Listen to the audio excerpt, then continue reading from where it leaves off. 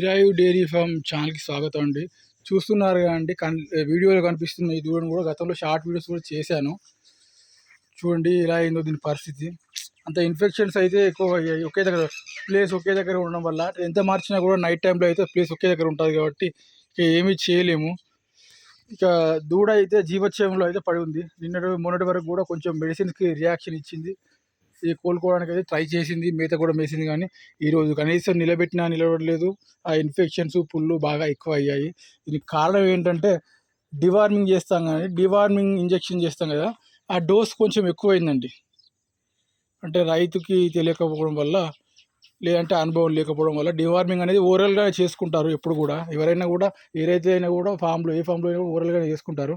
కానీ డోస్ అనేది కొద్దిగా ఎక్కువయింది. ఎక్కువ అవ్వడం వల్ల బాడీలో ఉన్న సూక్ష్మజీవులే కాకుండా ఈ దూడ కూడా స్పాయిల్ అయిపోయింది. దూడ కూడా ఎఫెక్ట్ అయిపోయింది. ఎక్కువ డివార్మింగ్ మోతాదు ఏంటంటే బాడీలో ఉన్న సూక్ష్మజీవులను చంపడానికే పనిచేస్తుంది డివార్మింగ్ డోస్. ఆ డివార్మింగ్ ట్యాబ్లెట్ కానీ, డివార్మింగ్ ఇంజెక్షన్ కానీ, టానిక్ కానీ. కానీ ఇక్కడ ఏమైందంటే డోస్ ఎక్కువ అవ్వడం వల్ల బాడీలో ఉన్న సూక్ష్మజీవులను చంపడంతో పాటు ఆ దూడను కూడా క్రమక్రమంగా తింటూ వచ్చింది. అంటే క్రమక్రమంగా చంపుతూ వచ్చింది. డోస్ ఎక్కువ అవ్వడం వల్ల ఇలా అయిపోయింది. పూర్తిగా అయితే కోలుకోలేని జీవోత్సవంలో అయిపోయింది. దీన్ని ఎన్ని మెడిసిన్స్ ఇచ్చినా కూడా రియాక్షన్ అయితే కావడం లేదు. పైగా చలికాలం కూడా ఒకటి మైనస్. మనకు నైట్ టైంలో చాలా చల్లగా ఉండడం వల్ల ఇంకా ఎక్కువగా ఇక్కడ వరి గడ్డేసాం కదా, దాని కింద హీట్ అంటే వెచ్చదనం కోసం, హీట్ ప్రొడ్యూస్ అవ్వడం కోసం అయినా కూడా ఈ దూడ ఇక కోలుకోలేదు. మెయిన్ రీజన్ ఏంటంటే ఇక చలికాలం ఒకటి కావడం వల్ల ఇంకోటి మైనస్ అయింది. ఇక డివార్మింగ్ డోస్ అనేది మనకు ఓరల్గా వేసినప్పుడు కొంచెం తెలియకపోవడం వల్ల ఇదొక మైనస్ అయింది. ఈ దూడనైతే ఇక చేసే ప్రయత్నం అయితే చేశారు. ఇక ఇది కష్టమే. ఇక అందరికీ అర్థమవుతుంది ఈ దూడ లేవడం కష్టమే అని. ఎందుకంటే ఇలాంటి మెడిసిన్స్ కూడా, ఇలాంటి ఇంజెక్షన్స్, మెడిసిన్స్, టానిక్స్ కూడా రియాక్షన్ అయితే చూపడం లేదు. ఫైనల్ లాస్ట్ స్టేజ్లో ఉంది.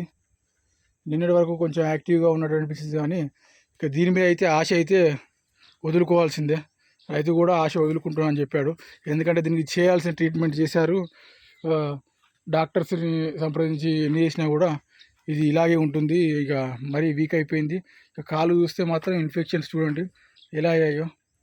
ఇన్ఫెక్షన్స్, దానికి యాంటీమెంట్ రాసినా కూడా యూజ్ అయితే లేదు. ఎప్పుడు కూడా డివార్మింగ్ చేసేటప్పుడు అయితే మీరు తెలియని వాళ్ళు, కొత్తగా ఫామ్ పెట్టిన వాళ్ళు అయితే ఇలాంటి తప్పులు చేయకూడదు అని అయితే ఈ వీడియో అయితే చేస్తూ ఉన్నాము.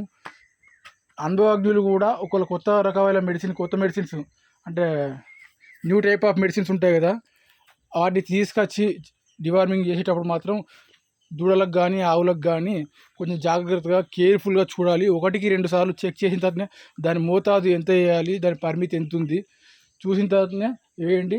అవసరమైతే మాకు అనుభవం లేదు, మేము చేయలేము అనుకుంటే మాత్రం కన్ఫామ్గా ఒక వెటర్నరీని కానీ, వెటర్నరీ డాక్టర్ కానీ, లేకపోతే మెడికల్ షాప్ అతన్ని కానీ స్పెషల్గా తీసుకొచ్చి ఫామ్లో డివార్మింగ్ చేపియాలి.